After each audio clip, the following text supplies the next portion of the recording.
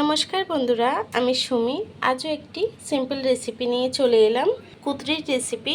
আমরা তো এটিকে কুদরিই বলি, আপনাদের অঞ্চলে এটাকে কি বলে জানে কমেন্ট বক্সে জানাতে ভুলবেন না। চলুন তাহলে রেসিপিটি শুরু করা যাক। তার আগে আমার ভিডিওটি যদি ভালো লেগে থাকে চ্যানেলটাকে সাবস্ক্রাইব করতে ভুলবেন না। চলুন তাহলে রেসিপিটি শুরু করা যাক। কুদরিটি রান্না করার জন্য একটি কড়া বসিয়ে নিয়েছি। কড়াইটি গরম হয়ে গেছে, তেল দিয়ে দেব। তেলটি গরম হয়ে গেছে, দিয়ে দেবো একটু গোটা জিরে ফোড়ন, দেব পেঁয়াজ আর কাঁচা লঙ্কা কুচি।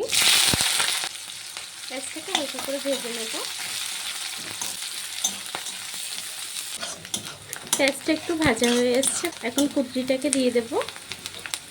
কুদরি আর আলু একসঙ্গে কুচিয়ে নিয়েছি, দিয়ে দেব।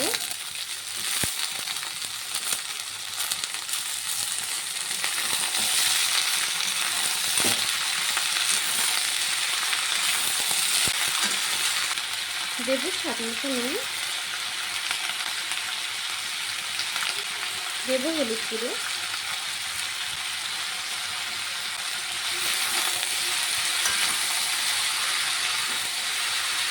কুদরিটিকে নেড়ে ছেড়ে আমি ঢেকে কিছুক্ষণ রান্না করে নেব।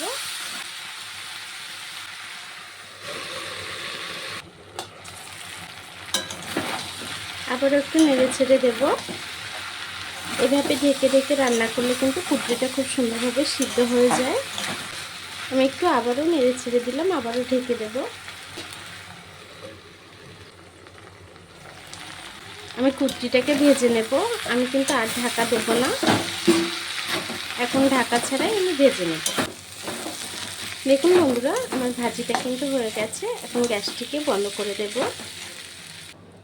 এখন ভাজিটিকে নামিয়ে নেব।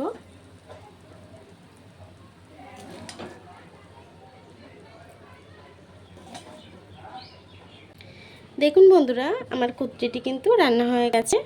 এই সিম্পল রেসিপিটি কেমন হয়েছে কমেন্ট বক্সে জানাবেন। আর এতক্ষণ ধরে আমার ভিডিওটি দেখার জন্য আপনাদেরকে অসংখ্য ধন্যবাদ।